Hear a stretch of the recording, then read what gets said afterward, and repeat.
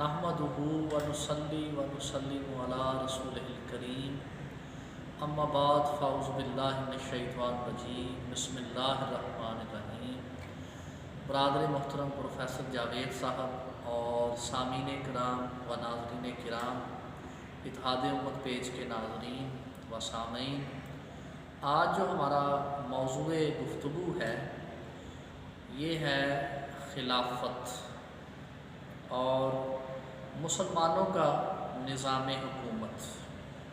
अक्सर लोग जो वेस्ट के लोग हैं ये प्रोपेगेंडा करते हैं कि इस्लाम हुकूमत के लिए कोई वाज़ेह रोड मैप नहीं देता, या फिर हमारे भी यहाँ जो लिबरल हजरात हैं वो ये ख्याल करते हैं कि इस्लाम में निज़ाम हुकूमत के लिए कोई वाज़ेह प्रोग्राम नहीं है और जो मुसलमानों का खिलाफत का कॉन्सेप्ट है ये शायद कोई मौलवियों का घड़ा हुआ कॉन्सेप्ट है।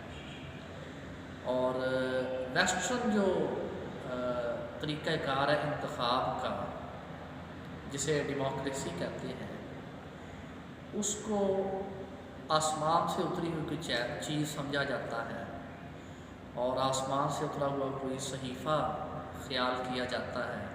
हमारे यहाँ की अक्सरियत इस मुगालते का शिकार है, हत्ता कि मजहबी नाम नहाद इंटेलेक्चुअल्स भी। तो आज हम खिलाफत को डिस्कस करेंगे कि इस्लाम में निज़ाम खिलाफत क्या है और इस्लाम में हुकूमत का तरीक़ेकार क्या है। तो सबसे पहले हम कुरान मजीद फुरक़ान हमीद की रोशनी में इस बात को जानते हैं। चुनांचे बड़ा मशहूर वाक़या है कि जब सैयदना दाऊद अलैहिस्सलाम और सैयदना तालूत अलैहिस्सलाम ने जालूत के मद्दे मुकाबले आना था, तो जो वक्त के पैगंबर थे बनी इसराइल ने उनसे दरख्वास्त की कि हमारा कोई बादशाह मुकर्रर करते हैं।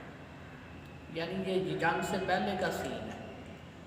इस जंग के बाद दो शख्सियात नुमाया हुई, जिनमें से एक अल्लाह के नबी हज़रत दाऊद अलैहिस्सलाम है और एक तालूत जो नेक दिल बादशाह है वो। तो ये जंग से पहले की बात है। जालूत बहुत ही ज़ालिम और सरकश बादशाह था जो बनी इसराइल पर जुल्म करता था।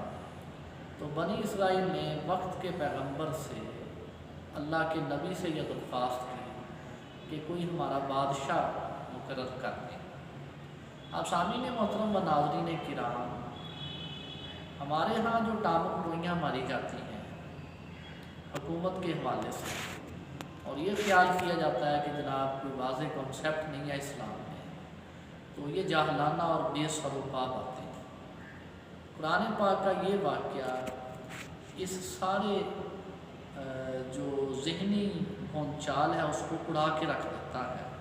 कुरान पाक में खलीफातुल मुस्लिमीन और आदिल बादशाह के इंतखाब का वाज़ेह तौर पर तरीक़ेकार बताया गया है, जो आज आपके साथ फ़कीर शेयर करना चाहता है। और अल्लाह के फज़ल व करम से, अल्लाह की रहमत से अल्लाह ताला ने ये बात समझाई है कि जब अल्लाह के पैगंबर ने बादशाह जो चुनने की दरख्वास्त थी वो सुनी, तो उन्होंने हज़रत तालूत का इंतखाब किया। अब जब इंतखाब हो गया तो ये पूरा कुरानी वाक़या है, आप तराजम में, आप तफासीर में पढ़ सकते हैं। बग़ैर किसी इख्तिलाफ़ के तमाम मुफस्सिरीन का इस पर इत्तफ़ाक़ है और कुरान पाक के अल्फाज भी हैं। बनी इसराइल ने इस पर ऑब्जेक्ट किया, एतराज़ किया। एतराज़ जो था उसकी सबसे जो बुनियादी बात थी वो ये थी कि आप एक ऐसे शख्स को हमारा बादशाह मुंतखब कर रहे हैं जिसके पास माल ही नहीं है। यानी इससे ये भी बात वाज़ेह होती है कि इंसानियत शुरू से ही, इंसानों की अक्सरियत ये ख्याल करती है कि जो मालदार शख्स होता है उसे कौम का अमीर होना चाहिए। और बदकिस्मती से हमारे यहाँ पूरी दुनिया में ऐसा ही है। आपने अगर इलेक्शन कॉन्टेस्ट करना है تو آپ کے پاس اگر مال نہیں ہے تو آپ الیکشن کانٹیسٹ نہیں کر سکتے، آپ کے پاس سرمایہ ہونا ضروری ہے۔ تو بہرحال اللہ کے نبی کے اس انتخاب پر جب آبجیکٹ کیا گیا، اعتراض کیا گیا، تو اللہ کے نبی علیہ السلام نے قرآن کی زبان میں جو جواب دیا وہ بڑا خوبصورت ہے، اور وہ طریقہ واضح کرتا ہے۔ خلیفہ کی جو ایلیجیبلٹی کرائیٹیریا ہے پوری امت کے لیے وہ واضح کرتا ہے۔ انہوں نے ارشاد فرمایا کہ وہ مال میں تو زیادہ نہیں ہے لیکن دو چیزوں میں تم پر سبقت رکھتا ہے، ایک فرمایا علم میں اور دوسرا فرمایا جسم میں۔ گویا خلیفۃ المسلمین کا تقرر قرآن پاک کی روشنی میں اس کا جو ایلیجیبلٹی کرائیٹیریا ہے وہ دو باتیں ہیں، ایک یہ دیکھا جائے کہ صاحب علم شخص کون ہے، اور دوسرا یہ دیکھا جائے کہ وہ شخص ڈرپوک نہ ہو، اغیار کے سامنے بھیک مانگنے والا نہ ہو، ایسا شخص نہ ہو جس کی اغیار کے سامنے ٹانگیں کانپیں، بلکہ وہ مضبوط اعصاب کا بہادر شخص ہونا چاہیے۔ تو قرآن نے خلیفۃ المسلمین کے انتخاب کا یہ طریقہ بتایا ہے۔ اور پھر اگلی بات بڑی آسان ہے اور واضح آپ نے سن رکھی ہے کہ جب حضرت طالوت کا انتخاب ہو گیا تو پھر انہوں نے بڑی کمال فراست کے ساتھ اپنے لشکر کو اتنے بڑے لشکر سے جب لڑوایا، اور ایمان کی قوت سے اس چھوٹے سے لشکر نے بہت بڑے لشکر کو شکست دے دی، اور حضرت داؤد علیہ السلام نے جالوت کو قتل کر دیا۔ تو اس قرآنی واقعے سے پتہ چلتا ہے کہ جب مسلمانوں کو خلیفہ کا انتخاب کرنا ہو، اپنے لیے کوئی سربراہ مملکت چننا ہو، تو دو چیزیں دیکھنی چاہیے۔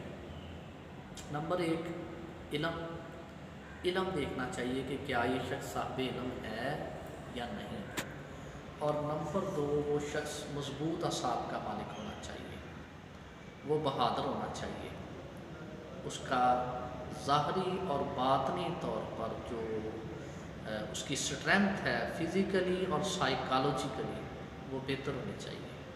ایسا شخص اہل ہے مسلمانوں کا امیر بننے کا، سردار بننے کا۔ تو یہ تو قرآن پاک سے واضح ہے۔ اب جو ہمارے مسلمانوں میں خلافت راشدہ حضور علیہ السلام کے وصال اقدس کے بعد جو خلافت راشدہ کا سلسلہ شروع ہوا، اور حضور علیہ السلام کی حدیث مبارکہ کے مطابق یہ 30 برس تک جاری رہا، جن میں خلیفہ اول سیدنا ابوبکر صدیق رضی اللہ تعالیٰ، خلیفہ دوم سیدنا عمر فاروق رضی اللہ تعالیٰ، خلیفہ سوم سیدنا عثمان بن عفان رضی اللہ تعالیٰ، خلیفہ چہارم سیدنا علی المرتضیٰ کرم اللہ وجہ الکریم، اور خلیفہ پنجم سیدنا امام حسن المجتبی علیہ السلام۔ یہ خلفائے راشدین ہیں اسلام کے ابتدائی دور میں۔ اب اگر ہم قرآن کے اس واقعہ کے بعد خلافت راشدہ پر تھوڑا سا غور کریں تو ہمیں یہ سمجھ آ جاتی ہے کہ یہ جو پروپیگنڈا کیا جاتا ہے کہ اسلام کوئی روڈ میپ نہیں دیتا، یہ سراسر غلط ہے، بے بنیاد ہے اور جہالت پر مبنی ہے، اور قوم کو مس گائیڈ کرنے کے مترادف ہے کہ اسلام کے پاس کوئی اور طریقہ کار ہے ہی نہیں سوائے اس کے کہ مسلمان ممالک وہی طریقہ اڈاپٹ کریں جو ویسٹ میں موجود ہے، جسے ڈیموکریسی کہا جاتا ہے۔ تو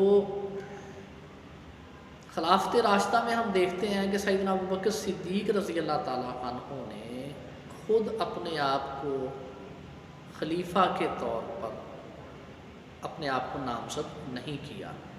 یہ مین بنیادی چیز ہے۔ خلافت راشدہ کا پہلا اصول یہ ہے کہ خلیفۃ المسلمین بننے کا وہ شخص اہل ہے یا وہ شخص اہل متصور ہوگا جو حب جان رکھتا ہو، جس کے دل میں امارت کی خواہش موجود نہ ہو، جو خود کو دوسروں سے بہتر نہ سمجھتا ہو۔ چنانچہ آپ کے انتخاب کے فوری بعد جو آپ کا پہلا خطبہ ہے وہ یہ چیز بڑی واضح کر دیتا ہے۔ آپ نے ارشاد فرمایا لوگوں مجھے تمہارا امیر بنا دیا گیا ہے۔ یہ نہیں کہا کہ میں نے پہلے الیکشن لڑا، میں نے پہلے پوری دنیا کو یہ کہا، اہل مدینہ کو یہ کہا کہ مجھ سے بہتر کوئی نہیں ہے تو مجھے منتخب کرو۔ یہ جو بات ہے، یہ جو ہمارے ہاں یا پوری دنیا میں رائج ہے، خود کو بہتر کہنا اور دوسروں کو متون کرنا، دوسروں کو کرٹیسائز کرنا، یہ ابلیسیت ہے۔ اب اس کا بھی کلو آپ کو قرآن مجید فرقان حمید میں ان الفاظ سے مل جاتا ہے کہ جب سیدنا آدم علیہ السلام کو بنایا گیا اور اللہ تعالیٰ نے فرشتوں سے کہا کہ تم سب آدم علیہ السلام کو سجدہ کرو، تو سب نے سجدہ کیا، لیکن ابلیس جو تھا اس نے کہا انا خیر منہ، کہنے لگا میں ان سے بہتر ہوں۔ اگر آپ یہ الفاظ ذہن میں رکھ لیں جو عربک الفاظ ہیں قرآن پاک کے، انا خیر منہ، تو اگر غور کریں تو ایگزیکٹلی یہی الفاظ ہر کینڈیڈیٹ، وزارت عظمیٰ کا ہر امیدوار سٹیج پر کھڑا ہو کر یہی دہراتا ہے کہ انا خیر منہ، میں، بلکہ وہ ابلیس نے تو ایک سے حضرت آدم علیہ السلام سے مقابلہ کیا تھا، یہ شخص تو کہتا ہے کہ میں سب سے بہتر ہوں، میں فلاں سے بھی بہتر ہوں، میں فلاں سے بھی بہتر ہوں، اور پوری قوم میں مجھ سے زیادہ بہتر کوئی نہیں ہے۔ تو سامعین محترم، اقتدار کی خواہش رکھنے والے اس نظام حکومت میں متکبر لوگ ہوتے ہیں، حریص لوگ ہوتے ہیں، اور اسلام کہتا ہے کہ متکبر اور حریص کو دربار سے نکالا جاتا ہے، نہ کہ اس کو اقتدار کے سنگھاسن پر بٹھا کر اس کی پرستش کی جائے۔ اسلام کا بڑا واضح کانسیپٹ ہے۔ اللہ پاک نے ایسے شخص کو کہا فخرج، گیٹ لاسٹ، اور وجہ کیا بتائی اس کو دھتکارنے کی؟ اللہ پاک نے کہا یہاں تکبر کرنے والوں کی کوئی گنجائش نہیں۔ تو آپ دیکھیے کتنا الٹ کام ہے، ہمارے ہاں جو تکبر کرے اور جو پوری قوم کا نجات دہندہ بننے کا دعوے دار ہو، اور یہ تکبر کرے کہ اس قوم میں مجھ سے بہتر تو کوئی پوتر اور پاک شخص ہے ہی نہیں، ہم اسے اٹھا کر اقتدار کی کرسی پر بٹھا دیتے ہیں اگر وہ ہمیں مس گائیڈ کرنے میں کامیاب ہو جائے، مختلف زبانی تیر چلا کر۔ جبکہ اللہ کا اصول یہ ہے کہ اللہ نے کہا گیٹ لاسٹ، فخرج، تم اس قابل ہی نہیں ہو۔ اللہ نے فرشتوں کو سمجھایا، دلیلیں بھی دیں، حضرت آدم علیہ السلام کو علم دیکھ کر بھی مختلف طریقے سے ان کو قائل کیا، مگر شیطان کی اس متکبرانہ بات کا صرف ایک جواب دیا، فرمایا فخرج، get lost, you have no place at all here. کیوں؟ کیونکہ تم نے تکبر کیا، اور تکبر کرنے والوں کی اللہ پاک نے کہا میرے ہاں کوئی جگہ نہیں ہے۔ تو سامعین محترم، خلافت ارضی سیدنا آدم علیہ السلام کے لیے ہے، ابلیس کے لیے نہیں ہے، یاد رکھ لیں۔ خلافت کا نظام، خلافت ارضی سیدنا آدم علیہ السلام کے لیے ہے، ابلیس کے لیے نہیں ہے۔ تو جو شخص ابلیس کی پیروی کرتے ہوئے تکبر کا اظہار کرے، ہم کتنے نادان ہیں اور کتنے بیوقوف ہیں کہ ویسٹ کی اندھی تقلید کرتے ہوئے اسی شخص کو ہم اقتدار کی کرسی میں بٹھا لیتے ہیں۔ تو یہ میری عاجزانہ اور مؤدبانہ التماس ہے کہ اس ملک کے جتنے بھی باشعور لوگ ہیں، امت کے باشعور لوگ ہیں، وہ اس قرآنی فلسفے پہ ذرا غور کریں۔ اور دوسری بات، حریص شخص جس میں عہدے کی حرص موجود ہو، اسے اللہ نے بھی دھتکارا ہے اور بارگاہ رسالت سے بھی دھتکارا گیا۔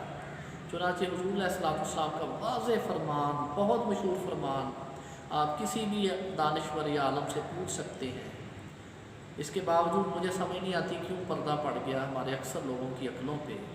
حضور علیہ السلام نے ارشاد فرمایا کہ جو شخص عہدے کا طالب ہو اسے عہدہ مت دو، اور فرمایا اگر اس کو عہدہ مل گیا تو وہ ہلاک کر دیا جائے گا۔ اور حضور نے فرمایا اگر تمہیں بن مانگے ملے، بنا حرص ملے اور تم قبول کر لو تو پھر تمہاری مدد کی جائے گی۔ اب خلافت میں دوسرا جو واضح فرق یہ ہے کہ خلافت مانگنے پر کسی کو نہیں ملی، نہ حضرت طالوت نے مانگی، نہ حضرت ابوبکر نے خلافت مانگی، نہ حضرت عمر فاروق نے خلافت مانگی، نہ حضرت عثمان بن عفان رضی اللہ تعالیٰ عنہ نے خلافت مانگی، نہ ہی امیر المومنین سیدنا علی المرتضیٰ علیہ السلام نے خلافت مانگی، نہ ہی سیدنا امام حسن علیہ السلام نے خلافت مانگی۔ یہ ہے خلافت۔ ان مقدس اور پاک باز ہستیوں نے خلافت کا سوال نہیں کیا، بلکہ سیدنا علی المرتضیٰ علیہ السلام کے پاس جب سب اہل مدینہ اکٹھے ہو کر آئے تو آپ نے کہا نہیں، کسی اور کو امیر بناؤ۔ آپ دیکھیں ڈاکٹر طٰہٰ حسین جو مصری اسکالر ہیں، ان کی ذرا کتاب دیکھیں، سیدنا علی المرتضیٰ علیہ السلام کی سیرت پہ جو انہوں نے کتاب لکھی ہے، اہل مدینہ تمام صحابہ اکٹھے ہو کر امیر المومنین علیہ السلام کے پاس آئے تو آپ نے کہا نہیں، جائیں کسی اور کے پاس، کسی اور کو اپنا خلیفہ بنائیں۔ لیکن جب انہوں نے ضد کی تو پھر آپ نے کہا کہ ٹھیک ہے، مسجد نبوی میں آ جائیں، وہاں بیعت کرتے ہیں۔ تو خلیفۃ المسلمین آج کل کے حکمرانوں کی طرح حریص نہیں ہوتا۔ نمبر ایک ہم نے کیا سیکھا؟ وہ متکبر نہیں ہوتا۔ نمبر دو، وہ حریص نہیں ہوتا، وہ عہدے کا طالب نہیں ہوتا، بلکہ وہ تو اس سے دور بھاگنے والا ہوتا ہے۔ اور بالکل ایگزیکٹلی آل رسول، فرزند رسول سیدنا امام مہدی علیہ السلام آخر پہ ان کی خلافت بھی اسی طریقے سے ہوگی۔ لوگ ان کے پاس آئیں گے اور وہ لوگوں کو دھتکاریں گے، وہ کہیں گے نہیں، میں اس قابل نہیں ہوں۔ اور یہاں کیا ہوتا ہے؟ ہمارے ہاں تو الحمدللہ لوگ کوشش کرتے ہیں، اپنے کانٹوٹوں کے ذریعے لوگوں کو ڈرایا جاتا ہے، ووٹروں کو خریدا جاتا ہے، پیسہ پانی کی طرح بہایا جاتا ہے، میڈیا پر لفافوں کے ذریعے اپنے اپنے حاشیہ نشین پیدا کیے جاتے ہیں، اور دھن دھونس اور دھاندلی کے ذریعے الیکشن جیتا جاتا ہے۔ مختلف طرح کے ہتھ کنڈے آزما کر تکبر اور حرص کے ساتھ الیکشن کمپین لڑی جاتی ہے، اور مختلف طرح کے گورکھ دھندوں کے ساتھ حکومت بنائی جاتی ہے۔ تو اس کا تو اسلام سے کوئی تعلق نہیں ہے۔ اگر کوئی بدھو اس نظام حکومت کو کہے کہ یہ عین اسلام ہے تو انا للہ و انا الیہ راجعون۔ ایسے مذہبی پیشواؤں اور ایسے ہمارے جو نام نہاد اسکالرز ہیں، ان کی تو پھر وہی بات ہے جو حسن نصار نے کہی تھی ایک بار کہ اللہ تعالیٰ جب کسی سے ناراض ہو تو وہ آسمانوں سے آ کر زمین پر اس کے لاٹھی نہیں مارتا، بلکہ اس کی مت مار دیتا ہے۔ تو یہی کہا جا سکتا ہے کہ دنیا دار کو تو اگر سمجھ نہیں تو ٹھیک ہے، لیکن اگر دیندار طبقہ، نام نہاد ہماری جو مذہبی جماعتیں ہیں، وہ بھی اسی نظام کے گن گائیں اور اسی نظام میں اپنی اسپیس چاہیں، تو یہ کہا جا سکتا ہے کہ یہ اقرار باللسان والے تو ہیں مگر تصدیق بالقلب والے نہیں۔ مراد یہ کہ عملی طور پر منافق لوگ ہیں۔ اسلام کا اتنا خوبصورت نظام خلافت کا چھوڑ کر یہ اپنے لیے اس ویسٹرن فارمولے کے مطابق حصہ مان لیں۔ یہ تو وہی ہیں جن کے بارے میں ڈاکٹر اقبال نے کہا تھا، یہی شیخ حرم ہے جو چرا کر کھاتا۔ تو خیر اینی ہاؤ، یہ ایک تو یہ بات ہے کہ خلیفۃ المسلمین متکبر نہیں ہوتا، خلیفۃ المسلمین خود عہدے کا طالب نہیں ہوتا۔ اور بڑی خاص بات پھر قرآن مجید کی طرف رجوع کرتے ہیں۔ یہ جو ہمارے ہاں اکثر دنیا میں نظام حکومت رائج ہے، اور یہ انگریز کا دیا ہوا تحفہ ہے، ویسٹ کا دیا ہوا تحفہ ہے، اس کے مطابق اس کا سلوگن یہ ہے کہ ہر شخص اہل رائے ہے۔ مثال کے طور پر وہ کہتے ہیں کہ اگر کوئی گینگسٹر ہے، اگر کوئی کریمنل ہے، اگر کوئی بہت بڑا اڈلٹریٹر ہے، کوئی ذخیرہ اندوز ہے، کوئی بدمعاش ہے، کوئی چور ہے، کوئی ڈاکو ہے، اس کا ووٹ اور ایک انتہائی فہم رکھنے والے شخص کا ووٹ دونوں برابر ہے۔ یہ جو جاہل اور عالم کو برابر سمجھنے کی توق ہے، اس نظام کا سب سے بڑا خاصہ ہے۔ یہ جو ہمارے ہاں رائج ہے یا پوری دنیا کی اکثریت جس کو فالو کرتی ہے، تو اسلام تو اس کو نہیں مانتا۔ قرآن مجید فرقان حمید میں بہت واضح ارشاد باری تعالیٰ ہے، فرمایا گیا کہ کیا جاننے والے اور نہ جاننے والے برابر ہیں؟ تو ایسا تو نہیں ہے۔ جاننے والے اور نہ جاننے والے تو برابر نہیں ہو سکتے، مگر یہ جو فارمولہ ہے گورنمنٹ کا، اس میں یہ ہمیں بتایا جاتا ہے کہ یہ برابر ہے، اس کا ووٹ بھی ایک، اس کا بھی ایک۔ اور اگر قوم میں سپوز کر لیں کہ 2 کروڑ لچے یا 2 کروڑ کہہ لیں کہ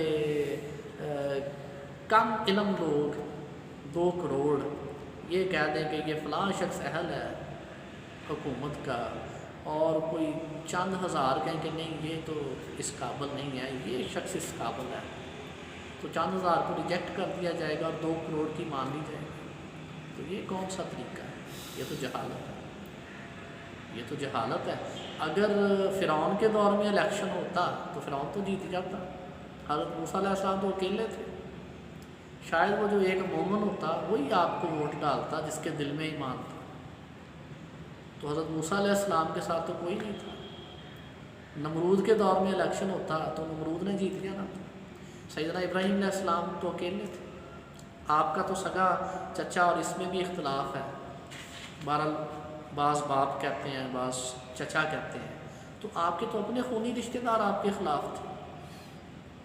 اگر نمرود کے دور میں اس طرح کا کوئی سلسلہ ہوتا، حضرت ابراہیم علیہ السلام وہ تو شاید ایک بھی ووٹ نہ پڑتا۔ اسی طرح اسلام نے تو کبھی اکثریت کی بات نہیں کی، اسلام تو 72 کی بات کرتا ہے، اور ادھر 72,000 تھے۔ کربلا میں ایک طرف 72 تھے جانثار اور ایک طرف 72,000 تھے، تو اسلام تو اکثریت کی بات نہیں کرتا۔ دنیا میں دیکھ لیں، جو شخص اپنے خالق کو نہیں پہچان سکتے، اپنے کریٹر کے بارے میں فیصلہ نہیں کر سکتے، جس نے سب کچھ نوازا ہے، جو دنیا کی اکثریت یہ نہیں جان سکتی کہ ہمارا خالق کون ہے، ہمارا مالک کون ہے۔ فرض کر لیتے ہیں آج 2020 ہے، 2020 میں اگر فرض کریں دنیا کی آبادی 8 ارب ہے، تو 8 ارب میں سے کتنے لوگ ہیں جو بلیو کرتے ہیں کہ اللہ ایک ہے؟ میرا خیال ہے 1.5 ارب لوگ ہیں، زیادہ سے زیادہ۔ انسانوں کی اکثریت تو اپنے رب کی انکاری ہے، تو جو نالائق اور بدھو شخص اپنے کریٹر کا انکاری ہو، اسے نہ سمجھ سکے، وہ کب اس قابل ہوگا کہ ایک اچھے حکمران کا چناؤ کر سکے قوم کے لیے؟ جو اتنی سادہ سی بات نہ سمجھ سکے کہ مجھے بھی کسی نے پیدا کیا ہے، I am answerable to someone, I am answerable to Allah almighty. جو شخص یہ بھی نہ سمجھ سکے، کیا وہ یہ سمجھ سکتا ہے کہ نظام حکومت چلانے کے لیے اہل کون ہے اور نااہل کون ہے؟ تو یہ جو فارمولہ ہے کہ اندھے اور بینا کو برابر قرار دینا، پھر اسی طرح قرآن پاک میں ہے کیا اندھا اور کیا دیکھنے والا دونوں برابر ہو سکتے ہیں؟ تو نہیں ہو سکتے۔ تو یہ جو نظام حکومت ہے، اس میں تو کہا جاتا ہے کہ دونوں برابر ہیں، دونوں کا ووٹ ایک ہے، اور اکثریت کے فیصلے کو مانا جاتا ہے۔ ڈاکٹر اقبال نے کوئی 1 صدی پہلے کہا تھا، جمہوریت ایک طرز حکومت ہے کہ جس میں افراد کو گنا کرتے ہیں، تولا نہیں کرتے، لیکن معذرت کے ساتھ اسلام تو تولنے کی بات کرتا ہے، اسلام تو گنتی میں نہیں پڑتا۔ اگر وہ گنتی کی چکر شروع ہو جائے تو دنیا کے 46 ایسے ملک ہیں جہاں کی اکثریت نے کہا ہومو سیکسولیٹی ہونی چاہیے، تو قانون پاس ہو گیا۔ تو یہ تو غلط بات ہے۔ جس فرد اور جس فعل پر قومیں سنسار کر دی گئیں، قوموں پر پتھروں کی بارش کر دی گئی، بستیوں کی بستیاں الٹ دی گئیں، یہ جو نظام حکومت ہے یہ تو کہتا ہے اگر انسانوں کی اکثریت ہومو سیکسولیٹی کا مطالبہ کرے تو وہ قانون پاس ہونا چاہیے۔ It is according to the constitution, it is the constitutional right of the people of that specific country۔ تو یہ تو سراسر جاہلانہ اور عقل سے عاری باتیں ہیں کہ یہ کہنا کہ ہر انسان اہل رائے ہے۔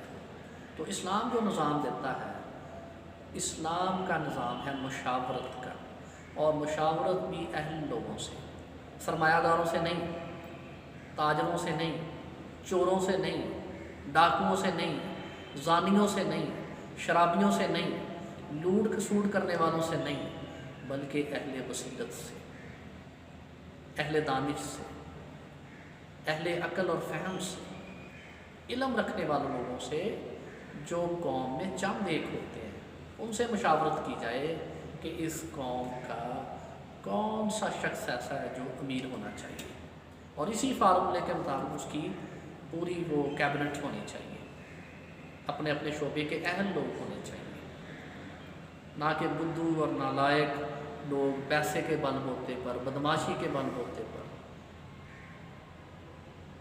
اہل ہو کے پہنچ جائیں اسمبلیوں میں، اور پھر قوم کا جو حشر نشر کریں وہ ہم دیکھ رہے ہیں۔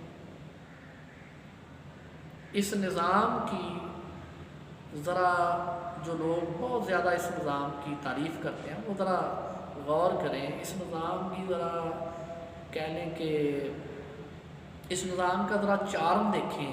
یہ انورٹڈ کاماز میں ہے یہ بات، چارم، کہ امریکہ میں ڈونلڈ ٹرمپ کی حکومت ہے اور ہمارے انڈیا میں نریندر مودی کی حکومت ہے، اسی نظام کی وجہ سے۔ تو یہ کون سا نظام ہے؟ اسلام ایسے نظام کو نہیں مانتا جو کسی بدھو اور نالائق شخص کو اقتدار کے سنگاسن پر پہنچا دے۔ اسلام اس کو نہیں مانتا۔ اسلام اکثریت کی بات نہیں کرتا، اسلام تھوڑے مخلصین کی بات کرتا ہے۔ اسلام تو قرآن پاک میں تو بارہا جگہ پہ ارشاد ہے کہ شیطان نے کہا کہ میں اکثر لوگوں کو گمراہ کر لوں گا۔ اکثر لوگ نفس کے ہاتھوں، شیطان کے ہاتھوں اور کمزوریوں کی وجہ سے شیطان کی پیروی کرتے ہیں، اور رحمان کے بندے تو تھوڑے ہوتے ہیں۔ تو یہ جو فارمولہ ہے کہ سب کو اہل رائے سمجھنا، یہ ٹوٹلی غلط اور جاہلانہ بات ہے، اور اسی وجہ سے کرپٹ سے کرپٹ لوگ اور بد سے بدتر لوگ آتے ہیں، اور جن ممالک کی مثال دی جاتی ہے ان ممالک میں جو حشر نشر کیا ہے اس نظام نے وہ بھی ذرا دیکھیں وہاں کیا ہو رہا ہے۔ ہر 1 منٹ کے بعد ایک ریپ، آج سے کئی سال پہلے میں نے پڑھا تھا ایک اخباری رپورٹ میں، نیو یارک میں ہوتا ہے جو اہل دنیا کا قبلہ ہے، ہر 1 منٹ کے بعد ایک ریپ، اور یہ بھی آج سے کئی سال پہلے کی بات ہے، ڈونلڈ ٹرمپ کے زمانے کی بات نہیں ہے۔ اب تو کیا حال ہوگا ہم نہیں جانتے، اور ہر 1 منٹ کے بعد ایک قتل۔ That's what we have been told about New York, which is the capital of America, United States of America۔ یہ کنڈیشن ہے۔ تو ان ممالک نے اور ان حکومتوں کے نظام نے وہاں کے عوام کو دیا کیا ہے؟ جانوروں جیسی زندگی، مادر پدر آزاد زندگی، سگے باپ کا کسی کو علم نہیں ہے، ماں بہن بیٹی بیوی کوئی تمیز نہیں ہے، بالکل جو کھاتے ہیں اسی طرح کی زندگی گزارتے ہیں، مکینیکل سی لائف، مشینی زندگی۔ تو کیا اس طرح کا ہمارے لوگ، ہمارے مسلمان اس طرح کا نظام چاہتے ہیں جو فائنلی ان کو بھی ادھر ہی لے جائے؟ معاذاللہ۔ تو اسلام تو اس کو کنڈیم کرتا ہے، کریٹیسائز کرتے ہیں بٹرلی۔ اسلام میں تو اس کا کوئی تصور نہیں ہے۔ اور پھر اس کے بعد جیسے ہی سیدنا ابوبکر صدیق رضی اللہ عنہ خلیفہ بنے اور پہلے دینی خلافت کے بعد بازار کا رخ کرنے لگے، تو حضرت عمر فاروق رضی اللہ عنہ نے ہاتھ پکڑ لیا۔ آپ نے کہا نہیں، آپ بازار کو بھول جائیں، اب آپ مسلمانوں کے خلیفہ ہیں، آپ بازار کا دھندا بھول جائیں، کاروبار بھول جائیں۔ حالانکہ آپ بہت اچھے تاجر تھے اور آپ کے مال کی وجہ سے اسلام کی بڑی خدمت ہوئی ہے، حضور علیہ السلام کی خدمت میں آپ نے بہت مال پیش کیا ہے، اور حضور علیہ السلام کا ارشاد پاک ہے کہ جتنا مجھے ابوبکر کے مال نے فائدہ دیا اتنا کسی کے مال نے نہیں دیا۔ تو سیدنا ابوبکر صدیق رضی اللہ عنہ خلیفۃ المسلمین بننے کے بعد بازار نہیں گئے as a trader, as a business man. اور ہمارے ہاں کیا ہو رہا ہے؟ لوگ اقتدار میں آ کر بزنس ایمپائر بنا لیتے ہیں۔ دنیا کے کوئی ملک ایسا نہیں ہوتا جہاں ان کے بزنس کے کھاتے نہ ہوں، جہاں ان کی بزنس امپائر نہ پہنچے۔ تو اسلام تو اس طرح کی نظام حکومت کو نہیں مانتا جس میں بہت اچھا ملک جس کی آپ مثال دیں گے، وہاں بھی یہودیوں کے سرمایے سے الیکشن لڑے جاتے ہیں، سرمایہ کاری ہوتی ہے، اور جس سرمایہ کاری سے بندہ اقتدار میں آتا ہے پھر انہیں کی وہ فیور کرتا ہے۔ تو اسلام تو ایسے نظام کو نہیں مانتا جس کے شروع میں بھی سرمایہ ہو اور بعد میں بھی وہ بندہ سرمایہ ڈبل سے ٹرپل اور اس سے زیادہ اثاثے بڑھاتا چلا جائے۔ اسلام اس کو نہیں مانتا۔ اسلام تو یہ کانسیپٹ دیتا ہے کہ حضرت علی کرم اللہ وجہ الکریم خلیفۃ المسلمین تھے اور روکھی سوکھی کھاتے تھے اور لوگوں میں بانٹ دیتے تھے، اور بیت المال میں اپنے مبارک ہاتھوں سے جھاڑو دیتے تھے، اور جب مال آتا تھا تو اس کو اللہ کے راستے میں تقسیم کر دیتے تھے اور غریبوں اور ناداروں میں۔ تو اسلام میں خلافت کا کانسیپٹ یہ ہے۔ اسلام میں متکبر، حریص اور مال کے ذریعے اقتدار تک پہنچنے کی کوئی گنجائش نہیں ہے۔ اسلام صاحب بصیرت کو، صاحب علم کو اقتدار میں دیکھنا چاہتا ہے۔ یہ ہے پیور اسلامی نظام، اور اس کے لیے مسلمانوں کو کوشش کرنی چاہیے، اس کے لیے ہمیں ایفرٹس کرنا چاہیے، اس کے لیے جدوجہد کرنی چاہیے، نہ کہ یہ جو نظام جس نے ہمیشہ ظلم کے بچے دیے، یہ کفر کا نظام بھی ہے، ظلم کا نظام بھی ہے، جس نے ظلم پر ظلم بڑھایا ہے اور جس نے امیر کو امیر سے امیر تر اور غریب کو غریب سے غریب تر کیا ہے۔ اس نظام پر تین افریج کر ہمیں خلافت کے لیے کوشش کرنی چاہیے، اور یقیناً وقت آخر ہے، خلافت اللہ کا وعدہ ہے۔ سیدنا امام مہدی علیہ السلام کی صورت میں ایک عادل خلیفہ انسانیت کو ملنا ہے جن کی پوری روئے زمین پر حکومت ہوگی۔ تو اس ضمن میں ہمیں اپنا حصہ ڈالنا چاہیے تاکہ ہمارا بھی ان کے لشکر میں ایک نام ہو۔ وما علینا الا البلاغ المبین، والسلام۔